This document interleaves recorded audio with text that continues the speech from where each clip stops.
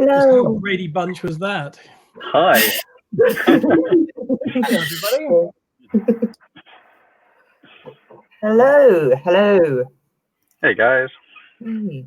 Welcome to PAX. Yay.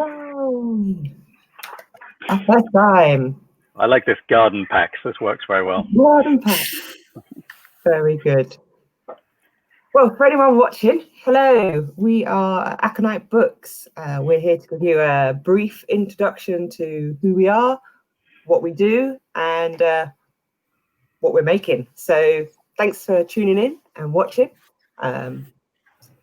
Yes, Marc, would you like to start off with telling us who are Aconyte Books? Oh, I'd love to. You know how I like to ramble on. Do ring the bell when my time is up. Hello, everyone. Aconyte Books, which we're very pleased to introduce you to today. If you haven't heard, we're the brand new publishing imprint, working with all the wonderful folks in the Asmodee family of games and game companies. And our mission, quite simply, is to bring you the very best brand new adventure fiction set in the worlds of an awful lot of Asmodee's most imaginative, most deeply realized games, and indeed in the worlds of plenty of our other fellow travelers, including Marvel Comics and a whole bunch of new worlds that we're going to be announcing at some point very soon too. Excellent. Yes, true. There are many secrets still to come that we have to not reveal immediately.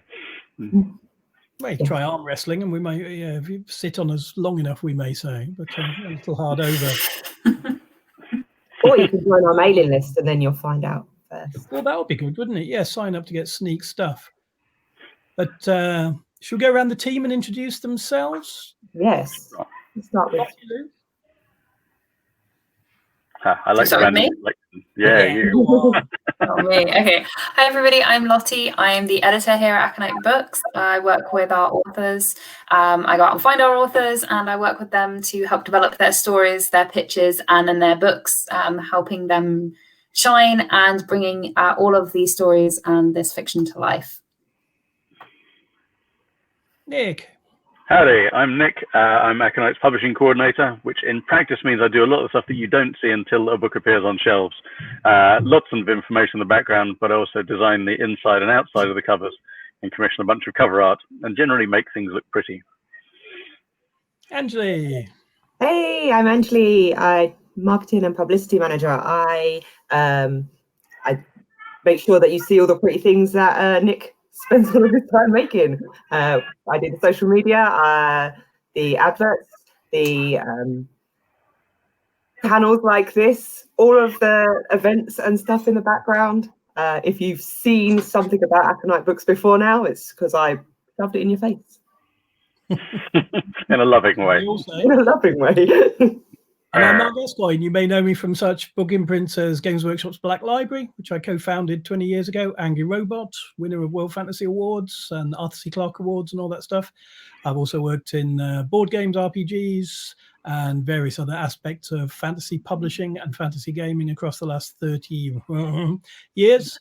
And we mentioned specifically Black Library. Lottie is also ex-Black Library. Nick is also ex-Angry Robot. And those are the key drivers of what we're trying to do here at Aconyte. In some sense, we're using Black Library as a model for creating not just tie-in fiction based in the worlds of the games, but brand new adventures that will feature amazing characters in extraordinary settings, treating almost the games as if they were real worlds, to find new adventures, new stories, brand new heroes, and telling stories not just to tie into game releases, but to build an entire catalogue of wonderful reading across some of your absolute favorite worlds, games, comics, and so on. And that's what we do. Yay. It's pretty cool, really, as an activity. It's better than working, certainly, isn't it? Yes. Yeah. Yeah. So September was big news for us because we published our first books. Yay. Pushed back a little bit due to current world events. But we did got them out. Little dark. And yeah, they've been doing really well. We're going to tell you a little bit about the two that are out and then have a look at the rest of the lineup. So let me show you. Pause for technical stuff. Yes. And while we pause, I can just walk the books across. I'm glad we paid all that money for those video effects. Wrong So one. coming up. Shush. Hooray. There we go. Excellent. So in bookstores now across North America and beyond, as they say, all better bookshops and online outlets. We had 2 releases in September, as Anjuli mentioned, a little delayed due to COVID, but very happy to be presenting them to you now. First up, Arkham Horror-based novel, The Wrath of Nkai. This is very much in the spirit of the wondrous Arkham Horror range of games, featuring eldritch cosmic horrors from beyond imaginings, and of course some plucky heroes, and in this case heroines, who are going to kick old Tentacle Face most righteously. We're moving on that quickly, are we? Excellent. Oh, go back, go back, go back. It's out of It's not even control. in there. It's not even Oh in my that God. folder. What have you done? What order have you put them in? Glorious. Well, Rathnakai's lovely. I've got a copy of it right here that I can Yeah, even hold that while you break slideshow instead of my face, which is very pretty. What have you done? Glorious things. See, I There we told go. you There it is. that the normal service will be resumed soon. There it is. Slide. For reals, leaning very heavily into the Thank you. pulp action and cosmic terror. It's got a very much a pulpy noir vibe about it for the whole book. And we're on for the cover as well. It looked kind of lovely. You can get yours in bookshops now. Well, certainly in the US and Canada, you can get the ebook anywhere. And drift all the way to the UK and European bookshops next month, soon. 2 weeks' time. Just going to flick between these two. Oh my God, it is 2 weeks' time, isn't it? Yeah, I've already lost sense of where we are in September. Indeed, but also Yeah. on shelves right now. The first short story collection set in the wondrous worlds, if we can hold on, Tales from the Crucible, set in the world of Keyforge. Now, you may know Keyforge as a wondrous 2-player card game invented by the magnificent Richard Garfield of Magic the Gathering, and indeed Keyforge fame. And what you may not know, that the world it's set in, the Crucible, is one of those most singular places in the entire universe. It's a collision of planets, societies, races, cultures, gathered from all across the vastness of space and assembled into a single world of most extraordinary adventure. Science fiction, science fantasy, pure magic, or so it seems, all collide in the most amazing patchwork. Kind of getting fed up with the graphics flipping backwards and forwards, personally, but if we could hold on that, that'd be tremendous. If not, I'm going to suggest we cut back to Nick holding it up. Still handling this left and right business, but There we go. Well, the slide would have been great, but it kept going away, you see. that's peculiar. So Keyforge in the game is very much a 2-player, 1-against-1 game. But if you've seen the very recent Genesis Systems sourcebook set in the same world, you'll know that beyond the battlefield of the card game, there is an entire universe gathered into one place. And it's well worth exploring both in the RPG world, but also in this first of what's hopefully a range of novels set in the wondrous Keyforge world. 9 stories from the great and good across sci-fi, fantasy, and tie-in fiction, taking you far beyond the world of archons and battling for keys to explore some of the absolute, frankly, insane delights of the Crucible. Yep, it's a pretty solid primer on the entire world. It's going to be a lot of fun exploring it after this too. Yeah. And Their artwork's lovely.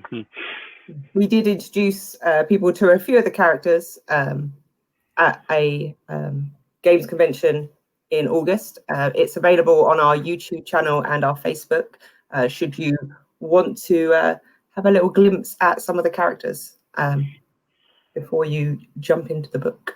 And I think the RPG adventure itself is going to be up for free download very soon. Yes. Brilliant. That'd be great. Grand Theft Ember. So that's just the start, an Arkham Horror novel and a Keyforge tie-in. But what else have we got coming up? Are we going to trust this slideshow again?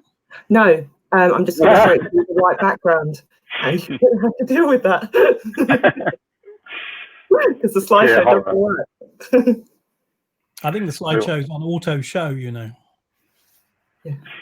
Maybe that's what it's doing. Ah, full screen, full screen. Full screen. Boom. We have more Arkham Horror.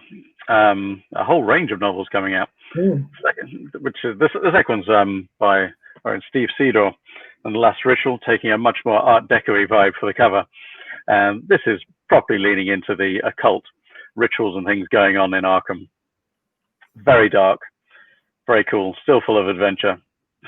People running around, artists, lunatics, pretty much everything you want from Arkham. But you're telling us the plot. I'm going to tell you the plot. I've got the book right here. I can read it out to you. I really like the. I like that it's that sort of Great Gatsby, super decadence. Yeah, I really like it. This style is some of my favourites of our series.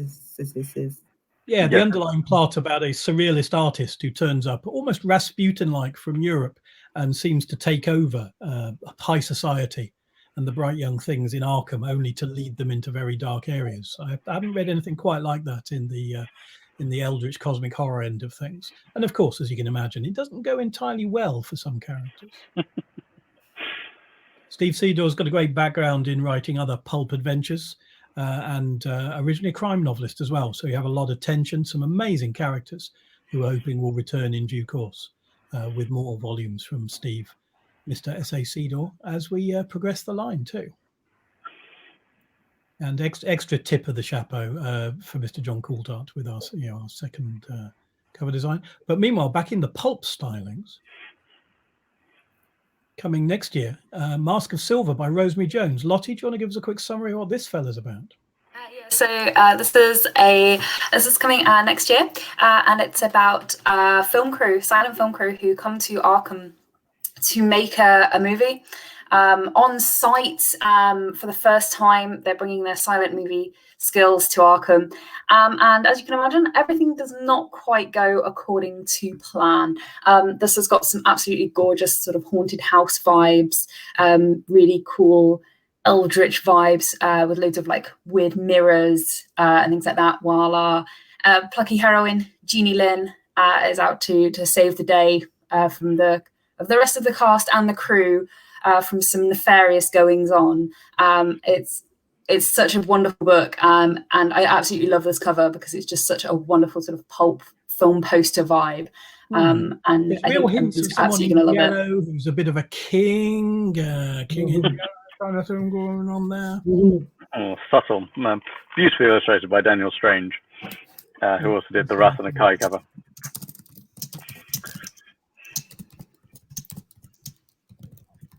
Oh. And next up, that's followed by Litany of Dreams by Ari Marmel, who you may know from some of his wondrous sort of urban fantasy fiction. And this is about an ancient monolith, a stele engraved with very arcane writing that's come up, surfaced in Arkham. But of course, where there's a monolith, there's bound to be something equally monstrous that it's barely holding in check. And thus it seems to be in this case. A lot of the action adventure takes place around Miskatonic University and reintroduces us to some of the much beloved characters from the Arkham Horror game. Who have obviously based there. Anything to add to that, Lottie?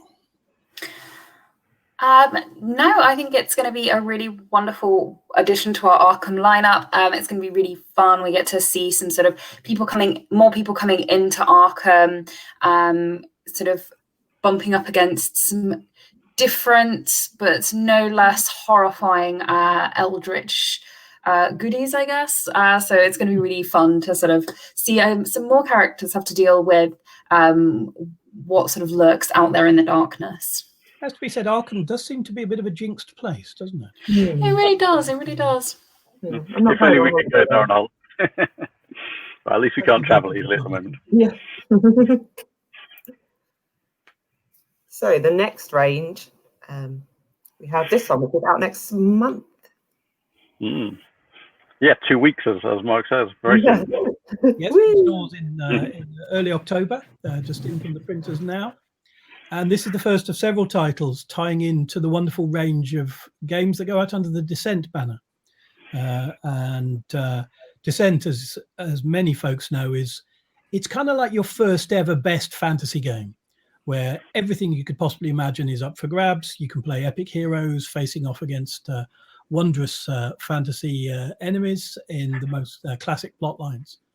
But with the series of edition 2 making way for the brand new edition next year, this is very much a linking piece, and starts to tell the story of some of the characters from the current version of the game as they move into the future and what happens next. So fascinating for folks who are already much beloved fans of the game, but also setting a path out for folks who are coming across it for the first time. I love this cover as well. I've never seen this before I'd even started. Like, yeah, and I immediately set it as my phone background. I think it still is my phone background. It's very me, that sort of cartoony comic book D&D adventure, and I love it so much. Yeah, it's a lovely artwork of Jeff Chen in this case, showing off someone who might be a hero, might be a villain. We'll have to read the book to find out. In the lovely and quite badly besieged fallow half. This one's full of the undead and sorcery, swords, adventurers. I'm very much looking forward to reading this one. Same. It is excellent so far. I love this one as well. I love it so much. It's like fire and dragons and all good things. Yes. Well, I love her armor. Kick-Ass ladies in full plate. I think this is this sort of thing. So good. So this one, Lottie, tell us where the plot goes to in the Shield of Deccan. Yeah, so this is Shield of Deccan. It will be out next year, and it's written by David Geimer. So the barony of Cal is under siege from various nefarious foes, and we have some characters from the current version of the game who are making their way there to help the besieged barony, and it's kind of the story of that, some of those battles and how everything goes. So it's I'm really looking forward to this one. I absolutely adore this cover art as well. It's just so beautiful and just badass, and I'm super excited to share this one with you next year. Splendidness. Then another one that's out next month in our Legend of the Five Rings series. Just the very first of our Legend of the Five Rings novels. We have a very comprehensive plan to explore Rokugan through several strands. This is the first, and this featuring the Crab Clan, particularly down towards the Shadowlands, where, as we all know, really rather unpleasant things lurk. And this is a story of honor and betrayal and dark things that will infest you and take over. Again, beautiful cover. All of our covers are beautiful. All of our children are beautiful. We wouldn't kill any of them. We're deliberately going for a very specific look and feel for this first range within Legend of the Five Rings.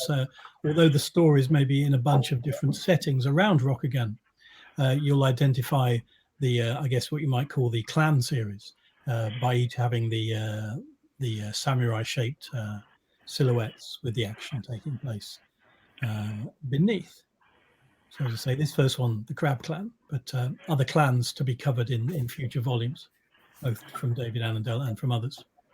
But our second series is Daijoji Shin, a louche young playboy, somewhat of an embarrassment to his family, who's been Daijoji Shin, who's been he's been sent upriver to a somewhat rubbish posting where he's whiling away his time with showgirls and Saki, and basically swanning around not doing what he's meant to do. But when strange things start to happen, he discovers he's got a bit of an appetite for detection, though of course not without getting himself into an awful lot of trouble to boot. we're deliberately riffing on characters like Lord Peter Wimsey and even Sherlock Holmes with Mr. Shin. And this is only the very first of what is going to be hopefully a very long-running series of adventures featuring the most marvelous character and indeed his wonderfully kick-ass bodyguard. Yes. Yeah, I adore these two characters. They're so much fun. Shin is just an absolutely fabulous character. I think everybody is going to love him. You might love Kasami, his bodyguard, just as much because she is almost his complete opposite, and they're just such a fun pair to watch sort of clash as Shin just does whatever he fancies, and Kasami often has to just follow along and see where it leads. So I'm super excited to share this one at the end of the year.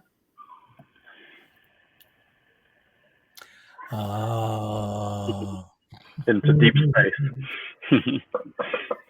So we all love Twilight Imperium. We never ever quite get enough time to play out a full game in our lives.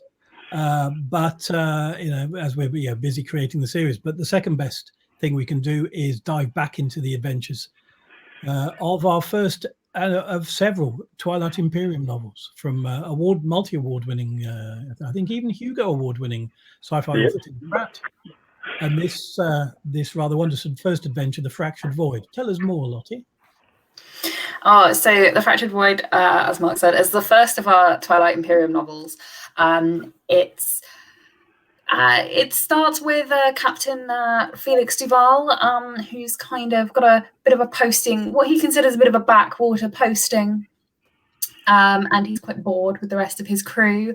But then some exciting things start to happen, and they find themselves being dragged into an adventure with a scientist who may or may not have good intentions. And then they also find themselves being chased by two black operatives who are determined to get their hands on something.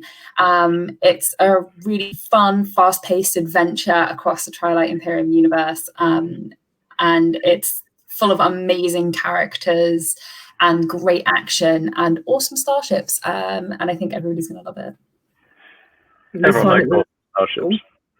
one will be available at the time of this viewing of this video for review requests as well. So if you are a blogger or a book review blog, or you're a Twilight Imperium website runner, let Anjuli know, and we'll get you a free copy to review. Yeah, it's so pretty. And that's in stores in November too. Lot going on in November. Indeed, and of course, Twilight fans will be aware of the brand new expansion set. So I'd stick them both in your bag on the same day, personally. But what do I know? As we mentioned at the start, as well as the wonderful range of Asmodee family game lines from the various companies that make up the wonderful Asmodee group, we are also able to play with other exciting partners and friends of the family. And the first of those, which we announced a few months back, is Marvel Comics. You may have heard of them, and they've been quite active in their field, I hear. And for them, we have a whole bunch of stories, all new tellings of stories. These are not novelizations of comic books, but these are new adventures featuring a range of heroes, heroines, and more besides. In our heroines line, we open with Domino. And in her first adventure, Strays, Lottie's going to tell us what happens. Yeah, so Domino is out investigating a cult, and she's not a particularly big fan of cults, given her own sort of background. And this novel kind of plays out in several different strands as Domino kind of tries to explore her past and put things to rest while dealing with events of the present. It's super kick-ass heroines novel. We've got loads of badass women with loads of cool powers, and it's fun and snarky and just an absolutely fabulous read. Tristan Palmgren, the author, has done such an amazing job. So if you are a fan of Domino, I think you will absolutely love this. And if you've never heard of Domino, or you've never really picked up any of the comics, go and read it anyway, because it's just absolutely fabulous. Yes, agreed. And the wondrous cover packaging from the mighty Joey Hi-Fi there as well, of course. Our second strand, Legends of Asgard, takes us far from Earth and Earth's superheroines to the 10 realms centered around Asgard, ruled over by Odin, the All-Father, with his battling sons, Tyr, Thor, Loki, and beyond, all vying for control, a damn good battle, and of course lots of ale and storytelling after that. In our first novel, we introduce a young chap named of Heimdall. Now, we kind of know where he ended up, guarding the Rainbow Bridge as a reward for his heroic actions. This is just starting to tell the story of the great saga of how he came to such prowess, as he is finds himself in search of an ancient artifact that indeed has gone missing from Odin's chambers, and how he pretty much single-handedly, as you'll see from the cover, has to best some of the mightiest of beasts across the 10 realms to get it back again. Wondrously heroic writing with a real touch of sword and sorcery amongst the cosmic sort of Viking-influenced superheroism, from a name some of you will know from other great tie-in work, Richard Lee Byers. And plenty more coming in the Asgard line as well, as we'll hopefully see shortly.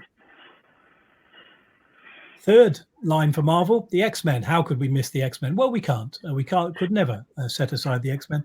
And indeed, while some X-Men will also turn up in some of the other lines we're doing, this core story is set around the adventures of some of the younger X-Men in Xavier's Institute. Following the events of M-Day, the X-Men are scattered. And in this case, they're holed up in a secure compound just over the border in Canada, where they're trying to make sense of their situation. And some of them only just coming into their powers for the first time.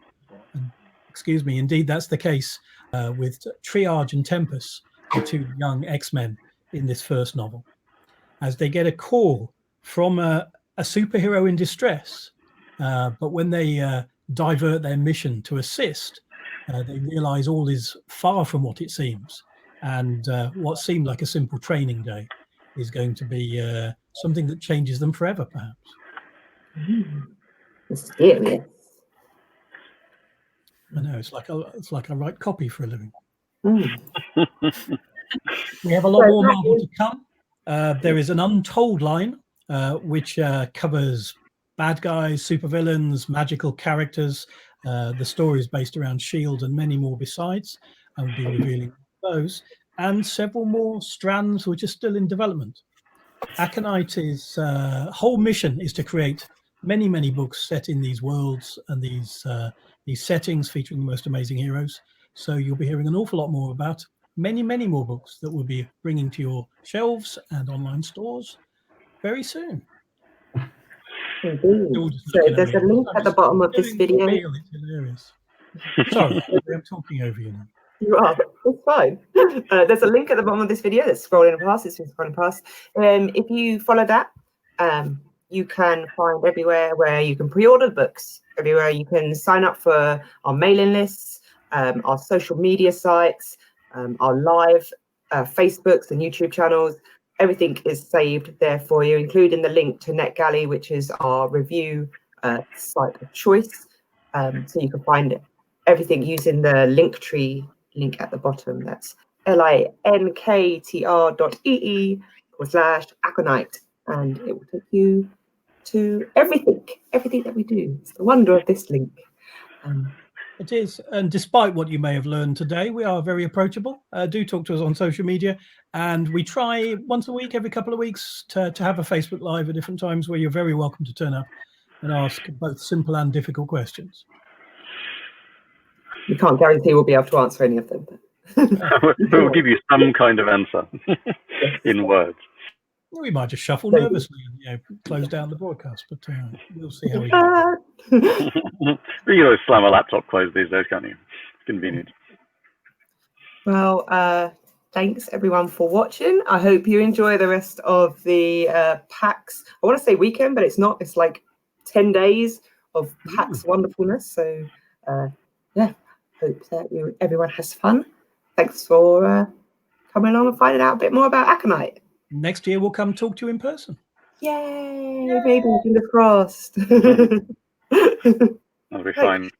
Enjoy the games and books.